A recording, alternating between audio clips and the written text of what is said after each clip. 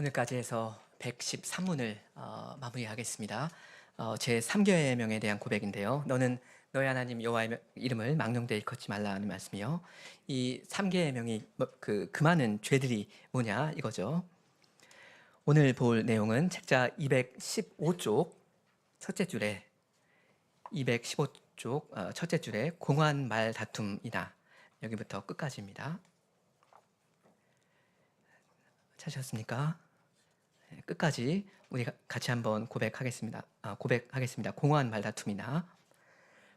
말다툼이나 거짓 교리를 주장하면서 하나님의 말씀이나 그 일부를 잘못 해석하거나 잘못 적용하거나 좌우간 왜곡하는 것과 주문이나 죄악된 욕망과 행습에 하나님의 말씀이나 하나님의 이름 아래 포함된 피조물이나 무엇을 남용하는 것과 하나님의 진리와 은혜의 길을 비방하거나 경멸하거나 욕하거나 어떤 식으로든 반대하는 것과 위선으로나 사악한 목적으로 신앙 고백하는 것과 신앙 고백을 부끄러워하거나 합당치 않고 지혜롭고 무익하고 부도덕하게 행함으로써 신앙 고백을 모욕하거나 신앙 고백을 배반하는 것입니다.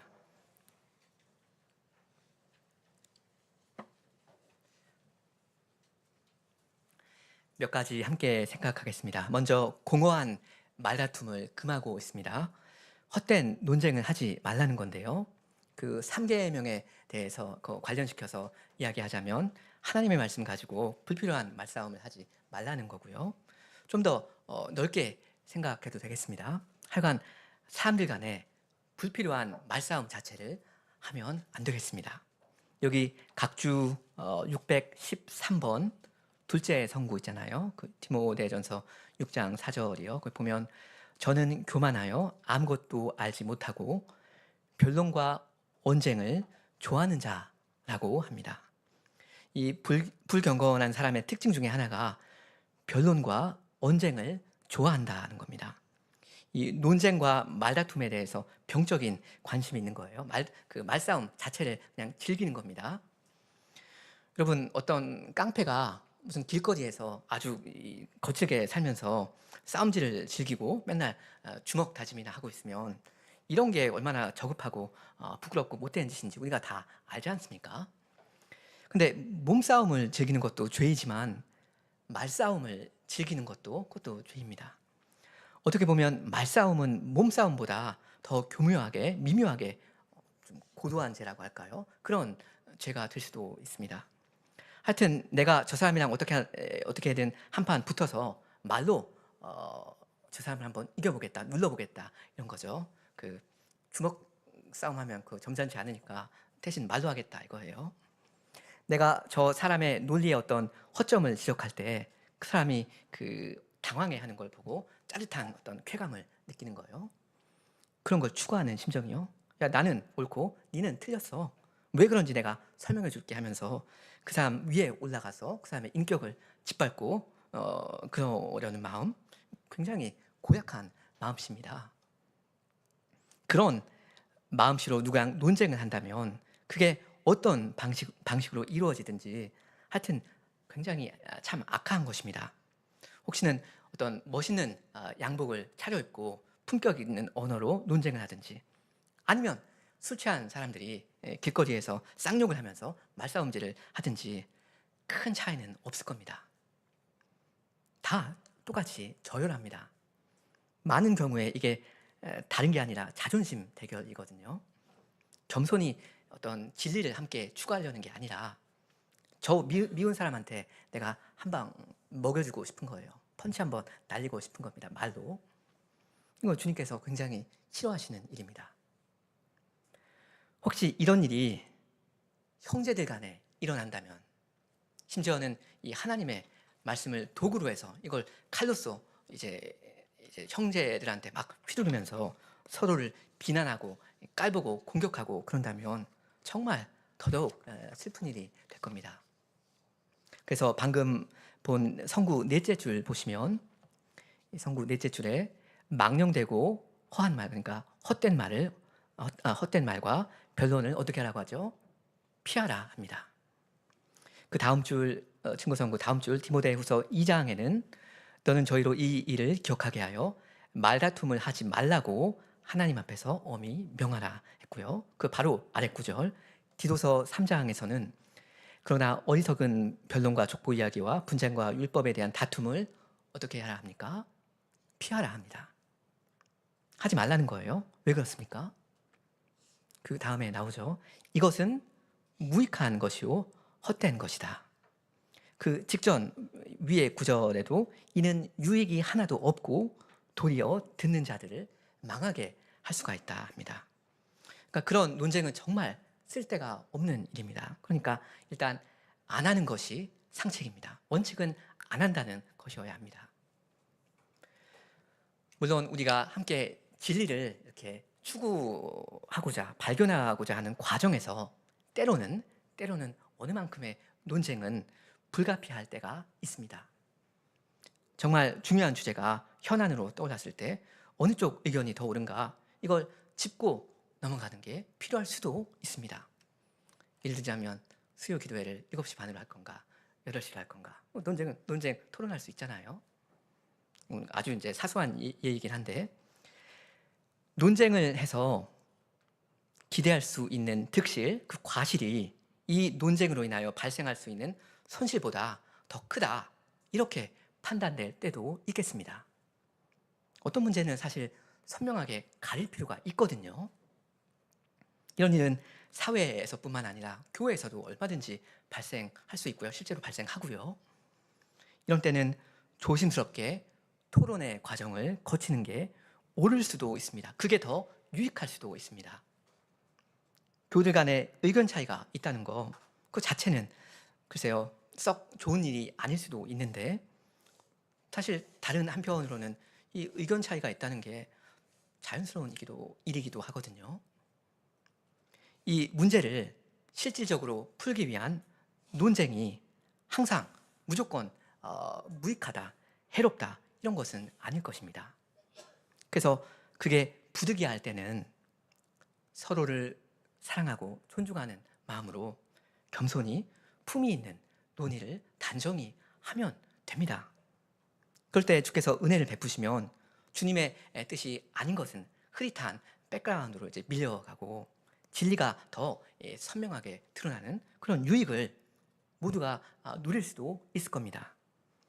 이렇게 나뉘어졌던 생각이 하나로 이제 모아지면서 교회가 하나라는 사실을 우리가 이 현안에서 확인하고 경험할 수가 있거든요. 이 성숙한 토론 문화가 자리 잡을 수 있다면 이게 쉬운 일은 아니겠지만 성숙한 토론 문화가 자리 잡을 수 있다면 이게 실제로 굉장히 건설적인 게 될 수가 있습니다. 좋은 열매가 맺힐 수 있습니다. 유익이 있어요. 그러나 무슨 대단히 중요한 문제도 아닌데 사람들이 지나치게 자주 논쟁을 하고 부딪히고 하는 건 썩 좋은 일이 아닐 겁니다. 내 말이 맞네, 네 말은 틀리네 이렇게 계속 부딪히는 거 아름다운 일은 아닐 수도 있습니다.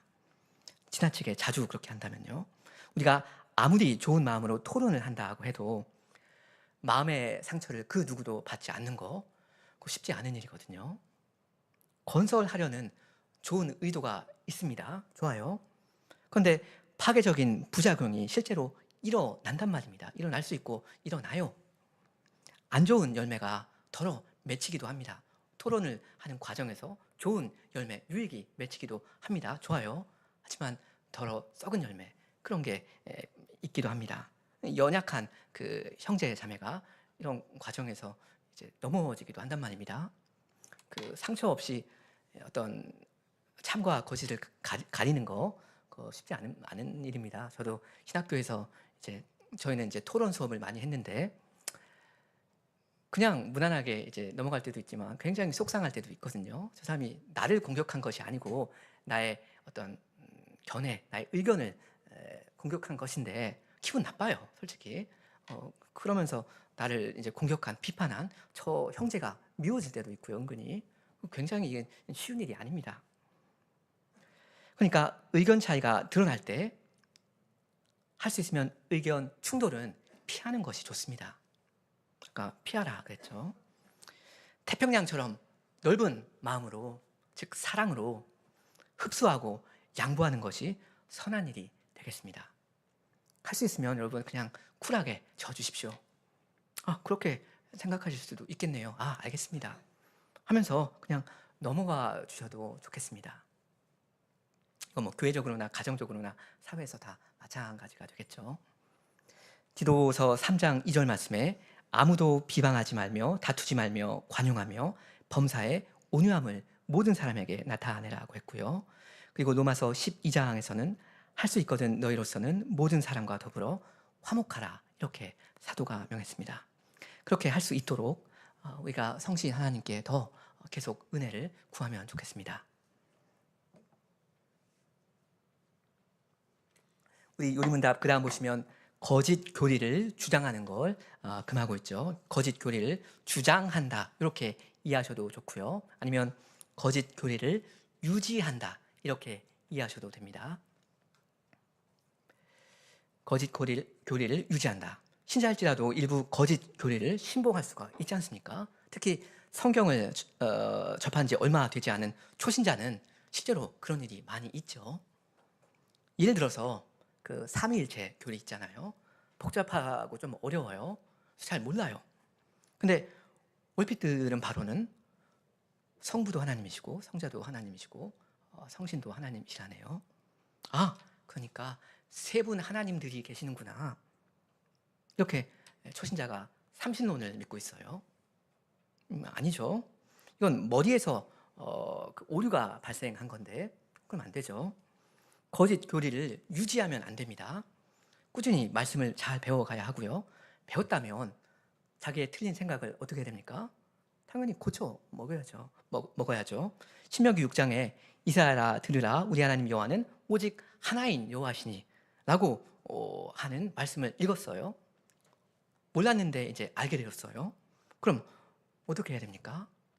내가 잘못 알고 있었구나, 수정하면 됩니다. 하나님의 말씀은 옳고 나는 틀렸다, 이걸 인정해야 됩니다. 간단하죠. 근데 조금 더 민감한 예를 들어보겠습니다. 어떤 교인이 생각하기에 나는 복음을 믿는 사람이야, 내가 죄인인 거나 인정하고 예수님의 죽으심과 부활하심 나 믿어, 그리고 주일날마다 예배당 부지런히 나오고 있어, 이런 사람이 있어요. 근데 이 사람은 죄 중에 살고 있습니다. 회개 안 해요. 구원의 열매가 생활에서 없습니다. 근데도 자기는 뭐 한때 신앙 고백했으니까 구원받을 거라고 이렇게 생각하고 있습니다. 근데 여러분, 그건 거짓 교리거든요. 생활의 열매 없어도 천당 갈 수 있다. 그렇지 않습니다. 야고보서 2장에 행함이 없는 믿음은 죽은 것이라고 분명히 가르쳐주고요. 그리고 고린도전서 6장 같은 데 보면 불의한 자가 하나님의 나라를 유업으로 받지 못할 줄을 알지 못하느냐, 미혹을 받지 말라 하면서 여러 가지 죄를 쭉 열거한단 말입니다. 이런 걸 보면, 이런 구절을 딱 읽으면 그런 거였어, 내가 거짓 교리를 믿고 있었구나, 이게 딱 드러난 거 아닙니까? 어떻게 됩니까? 자기 생각을 고쳐 먹어야 합니다. 내가 진짜로 잘못 알고 있었구나 하면서 복음을 새로 믿고 죄를 과감하게 버리고 이제 선을 행해야 합니다. 근데 여기 거짓 교리를 유지한다라고 번역할 수도 있다고 했는데요. 자기가 편리하게 믿고 있던 거짓 교리를 유지하는 경우가 있습니다. 뭐 말하자면 그 여로보암이 그랬다고 할 수도 있겠죠. 자기가 틀렸다는 사실이 드러났는데도 하나님께서 그건 아니다 지적을 하시는데도, 회개해야 된다는 게 명백한데도 계속 고집을 부리는 겁니다. 버티는 겁니다. 우기는 겁니다. 아까 그 예로 보면 불의한 자도 그냥 죄 중에 살아도 얼마든지 하나님의 나라를 유업으로 받을 수 있구나, 이런 거짓 교리를 고집하고 있는 겁니다. 유지하는 겁니다. 이건 뭡니까? 하나님의 말씀은 틀렸고 나는 옳다 하는 겁니다. 이건 3계명을 어긴 것이죠. 하나님의 말씀을 망령되이, 헛되이, 가볍게 여겨버린 겁니다. 하나님의 말씀을 진지하게, 무겁게 받아들여야 하는데 그렇지 않은 거고요. 이건 치명적인 오류가 됩니다. 이런 사람을 하나님께서 죄 없다 하지 않으실 겁니다. 요리문답 그 다음 내용 보시면 하나님의 말씀이나 그 일부를 잘못 해석하거나 잘못 적용하거나 좌우간 왜곡하는 것을 정죄하고 있죠. 여러분, 성경을 오해하는 것은 죄입니다. 그 진리의 반대편에 서 있는 거니까요. 진심으로만 믿기만 하면 그럼 되는 겁니까? 아니죠. 그 진심으로 뭘 믿는다고 해서 거짓이 진리로 변화하진 않습니다. 내가 어떤 사실을 진심으로 오해하고 있으면 진심으로 틀린 겁니다. 진심으로 틀렸다고 해서 무슨 가산점 주고 봐주고 그런 거 없습니다. 우리가 성경을 왜곡되어 이해한다, 오해한다 할 때 그게 뭐 큰 엄청난 오류가 될 수도 있고 비교적 작은 실수가 될 수도 있는데요. 하여간 우리는 성경의 가장 바른 해석에 이를 수 있도록 다 각자 애를 써야 합니다. 성신의 조명을 구해야 합니다. 부지런히 말씀을 공부해야 합니다. 성경을 오해하고 왜곡하면 그 죄가 된다고 하니까 좋은 수가 있다. 성경을 아예 안 보면 되겠네. 아무것도 모르면 되겠네. 그럼 오해할 일도 없을 테니까. 이런 그 소극적인 태도가 얼마나 큰 잘못인지 얼마 전에 말씀드렸습니다. 그러면 안 되고요. 이 자기 안에 없을 수 없는 오해와 오류를 씻어내기 위해서 아주 적극적으로 여러분 노력을 하셔야 합니다. 인터넷이나 기독교 방송국이나 뭐 서점에 여러 가지 유용한 자료가 있기도 한데요.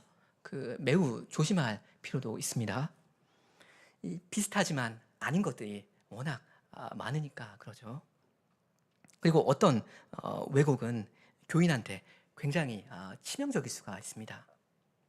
그러니까 굉장히 주의하셔야 하고요. 이런 비진리로부터 혹은 사이비한 것으로부터 자기와 자기 자녀를 보호하기 위해서라도 정통 교리를 계속 꾸준히 복습하고 배워갈 필요가 있습니다. 모르면 당하는 겁니다. 이제 요리문답 216쪽 둘째 줄 끝부분입니다.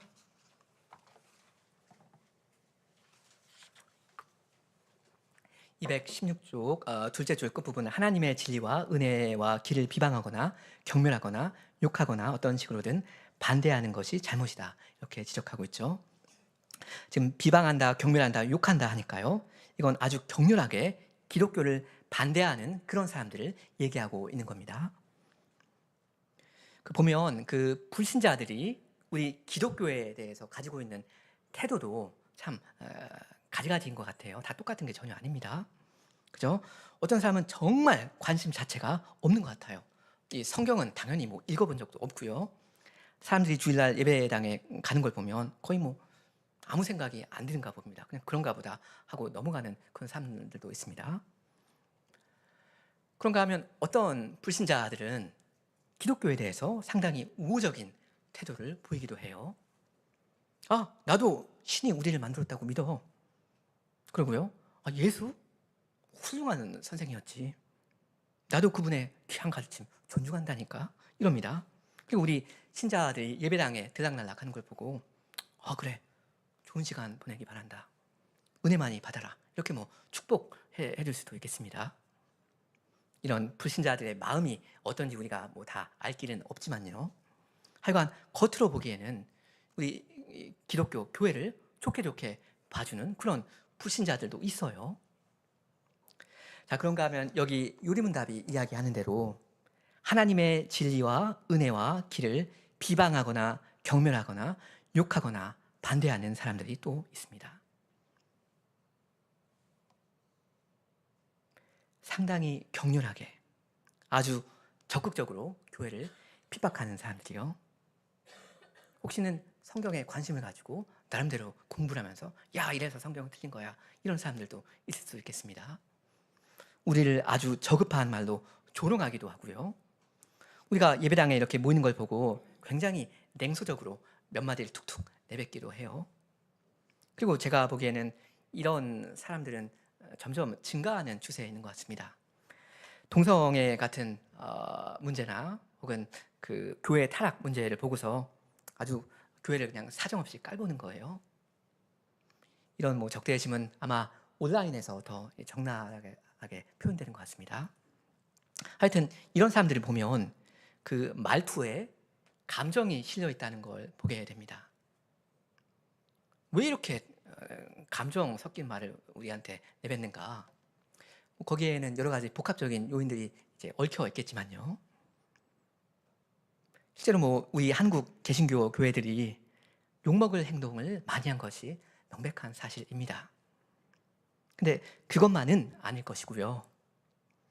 이 사람들은 이 마음에 하나님을 증오하는 게 있습니다. 하나님이 존재하지 않는다 이렇게 주장하는 무신론자들도 가만히 보면 자기가 없다 하는 그 하나님을 진심으로 미워합니다. 하나님과 그리스도에 대한 표현을 보면 굉장히 거치거든요. 당신들 생각에는 존재도 하지 않는 신인데 못하러 그렇게 거칠게 말하는가, 그렇게 생각이 드는데 굉장히 격해요. 말이 정말 험합니다. 이건 왜 그런가 하면 주님을 싫어하기 때문에 그렇습니다. 그런 사람들의 일부는 한때는 과거에 교회를 잘 섬겼지만 어떤 상처를 받고 뛰쳐나온 분들도 있을 거고요.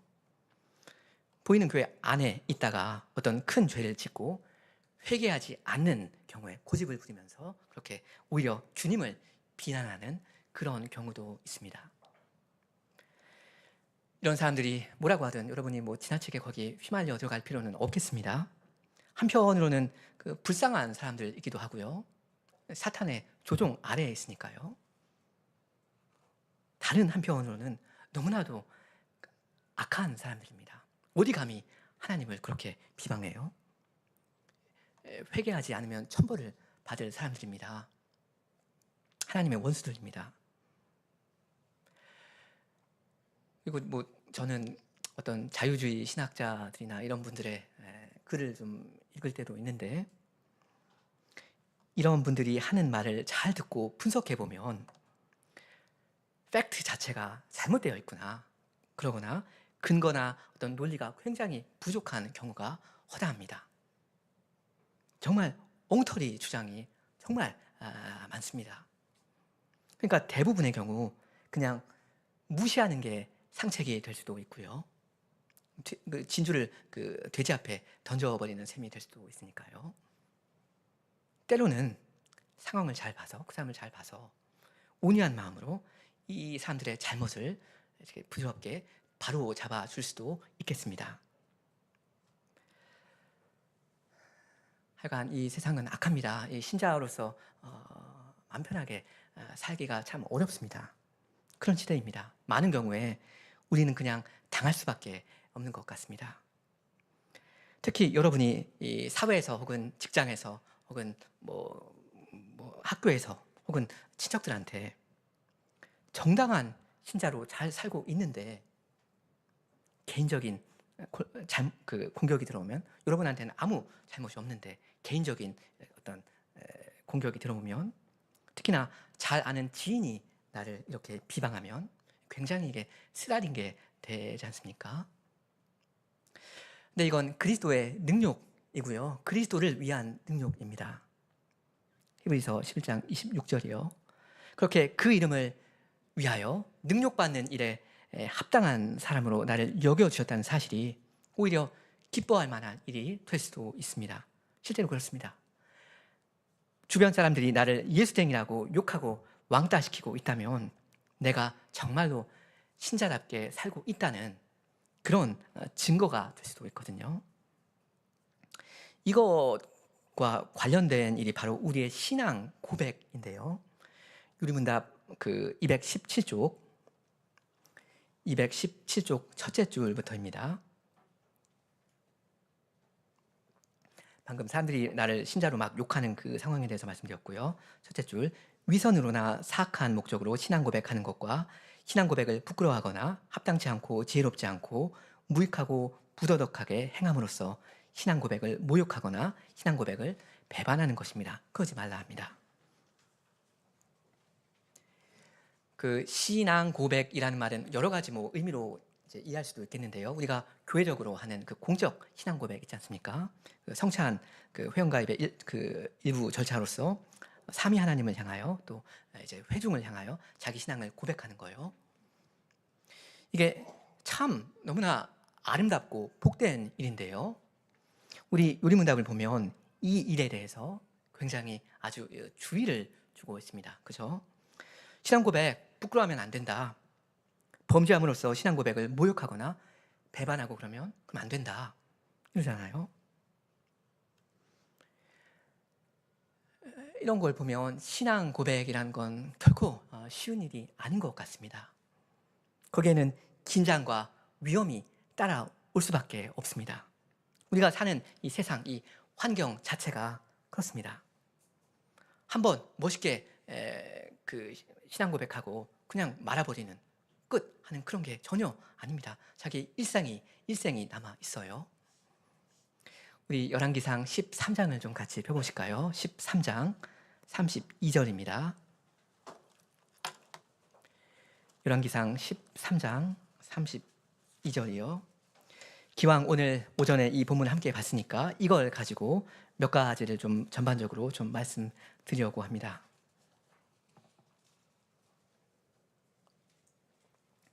그 늙은 선지자 있잖아요. 이분이 우리한테 참 모범이 되지 않습니까? 한때 여로보암과 똑같이 이 죄인이었지만 이 여로보암과는 달리 결국 하나님의 말씀을 듣고 믿고 구원을 얻지 않습니까? 그래서 이 늙은 선지자는 신앙을 고백하는데요. 우리 그 32절 함께 읽겠습니다. 32절 그가 여호와의 말씀으로 베델에 있는 단을 향하고 또 사마리아 성읍들에 있는 모든 산당을 향하여 외쳐 말한 것이 반드시 이룰 것입니다. 이랬습니다. 이게 지금 나는 하나님의 말씀을 믿는다는 신앙을 분명히 고백한 거고요. 그런 믿음이 있었기에 그 하나님의 사람과 그 의인과 함께 장사되기를 원했죠. 좋습니다. 그런데요, 이 유언에는 사실 굉장히 씁쓸한 측면이 하나 있습니다. 그게 뭐냐면 이 사람이 베델에 묻힐 거라는 사실입니다. 여러분, 이 시대에 베델이라는 도시가 어떤 성읍이 되어버렸습니까? 그 북이스라엘의 그 배교의 중심지가 되었잖아요. 노골적인 이 불법 예배가 날마다 드려지는 곳이 바로 여기 베델이었습니다. 이 늙은 선지자는 애초에 베델 사람이었고 앞으로 이 짧은 여생을 여기 베델에서 살다가 여기 베델에서 죽을 그런 사람이었는데요. 불행히도 그 인생을 이 대배교의 본거지 여기에서 살고 죽어야 했습니다. 여러분, 이게 쉬웠을까요? 이 사람은 이제 하나님의 말씀에 소망을 두는 신자가 되었는데 신앙 고백했는데 그 배교의 땅 한복판에서 어떻게 살았겠습니까? 뭐 기록되어 있지 않으니까 우리가 알 방법은 없는데 좀 생각해 보자면 결코 녹록지 않았을 겁니다. 거기에서 아무 힘 없는 이 노인이 믿음을 지킨다는 거, 신앙 고백적인 삶을 정말로 살아낸다는 거 굉장히 외롭고 괴로웠을 거예요. 다른 사람들이 어떻게 하든 나 혼자서라도 하나님의 편에 서겠다. 이거 말은 쉽고 멋있지만 일상의 현실에 그 벽에 한번 부딪히면 그리고 계속 부딪히면 그렇지 않거든요. 배교의 그 유혹을 다 뿌리치고 거기서 나오면 누가 훌륭하다고 박수 쳐줍니까? 오히려 야 니만 잘났냐? 뭐 그리 잘난 체 하냐? 같이 그냥 이렇게 하는 거야. 이러지 않겠습니까? 그래서 여기 대우리문답에 나와 있는 대로 신앙 고백을 부끄러워하거나 합당치 않고 지혜롭지 않고 무익하고 부도덕하게 행함으로써 신앙 고백을 모욕하거나 신앙 고백을 배반하게 될 위험이 이 노인한테도 적지 않았을 것입니다. 근데 여러분, 이게 바로 우리 광양교회교회 교우들의 모습 아닙니까? 아까 말씀드린 대로 우리나라에서 대세는 이미 기울어 버렸고요. 교회는 점점 주변으로 그냥 밀려나고 있습니다. 온갖 냉소적인 악담의 대상이 바로 교회입니다. 그리고 게다가 개혁교회 한다면서 역사적인 신앙 고백을 받아 지키고 이 부흥을 위한 모든 인간적인 그 방법론을 다 그냥 거부하겠다는 그런 게 우리인데요. 그럼 우리는 정말로 소수입니다. 그 늙은 선지자도 베델 땅에서 살면서 참 외로웠겠지만 우리도 만만치 않은 듯합니다. 적어도 정말로 교인으로 살려면 그렇습니다. 누구 하나라도 우리를 알아주는 사람 없거든요. 오히려 독립개혁 장로교회? 무슨 듣도 보도 못한 잡교단이냐? 이단 아냐? 이러잖아요. 저도 참 힘겹고 서러울 때가 있어요. 이게 우리의 현실이고요. 쉬운 답은 없습니다. 다만 저는 오늘 한 무덤에서 한 줄기 빛을 좀 찾아보려고 합니다. 무슨 말인가 하면요. 이 늙은 선지자의 무덤이요. 한편으로는 굉장히 어둡고 쓸쓸하지만 한편으로는 너무나 찬란하게 빛나거든요. 그 배교의 땅 베델에 악인들 한가운데 같이 그냥 묻혀 있다는 점에서는 이게 엄청난 치욕이지만요. 하나님의 사람, 진리를 전한 그 의인과 함께 묻혀 있다는 거, 그게 큰 영광이고 소망 아닙니까? 근데 이러한 이 치욕과 영광의 공존이 바로 우리 구주 예수님의 무덤에도 있었습니다. 우리 이사야 53장을 같이 한번 보시겠습니다. 이사야 53장 9절입니다.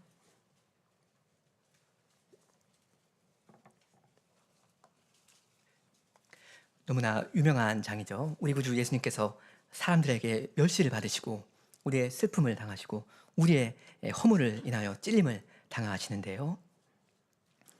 9절에 보면 예수님의 무덤에 대한 예언이 나옵니다. 같이 읽으시죠. 9절. 그는 강포를 행치 아니하였고 그 입에 괴사가 없었으나 그 무덤이 악인과 함께 되었으며 그 묘실이 부자와 함께 되었도다. 지금 죄 없으신 예수님의 죽으심의 양면에 대해서 지금 이야기하고 있습니다. 한편으로 주님은 악인들과 함께 그리고 실은 악인으로 죽는 수치를 당하셨는데요. 다른 한편으로는 그 예수님의 묘실이, 그 무덤이 어느 만큼의 영예를 누리기도 했습니다. 왜냐하면 그 부자였던 아리마대 사람 그 요셉이 그 예수님을 새 무덤에 잘 장사해 주잖아요. 근데 열왕기에 나오는 그 늙은 선지자의 시체도 이렇게 치욕과 영예를 같이 누렸습니다.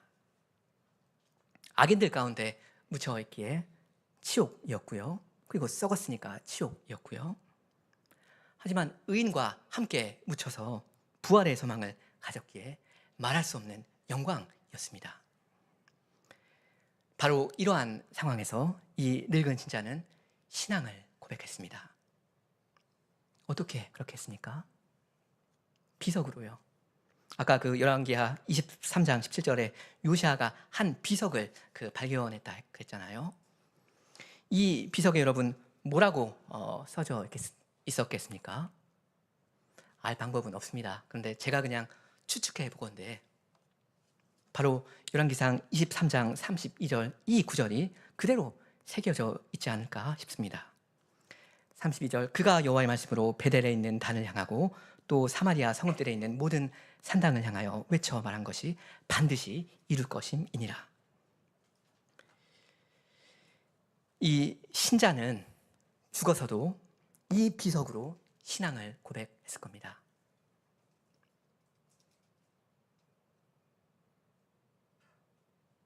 내가 비록 당신들 악인들과 똑같은 모습으로 비참하게 죽어 묻혀 있는 것처럼 보이겠지만 사실 난 다르다.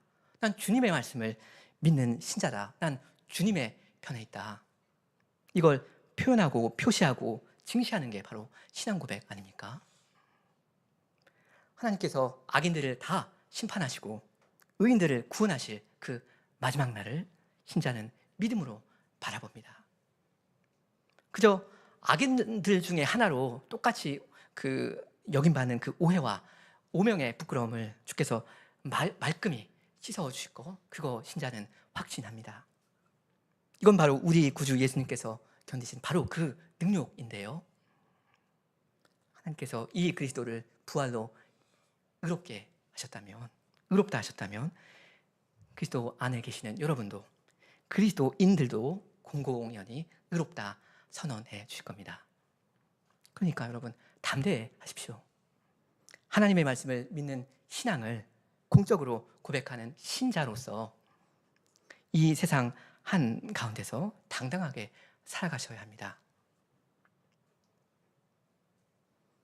시체가 이 비석으로도 신앙을 그만큼 고백할 수 있다면 살아있는 하나님의 자녀는 어떠합니까? 어떠해야 합니까? 공적 신앙 고백이라 하지 않습니까? 주께서 여러분의 모든 눈물을 닦아주시고 공공연히 여러분을 인정해 주실 겁니다. 만민이 보는 앞에서 고생했다, 수고 많았다 하실 겁니다. 그러니까 여러분 그 고생, 그 수고 즐거이 공공연히 자신 있게 하시면 좋겠습니다. 이 악한 세상 한복판에서 그리고 배교하는 교회들 가운데서 신앙 고백자로 주님을 증언하면서 사시기 바랍니다. 그렇게 하시는 여러분과 주께서 세상 끝날까지 그 고난과 영광 중에, 그 영광스러운 고난 중에 함께 하십니다. 함께 기도하시겠습니다.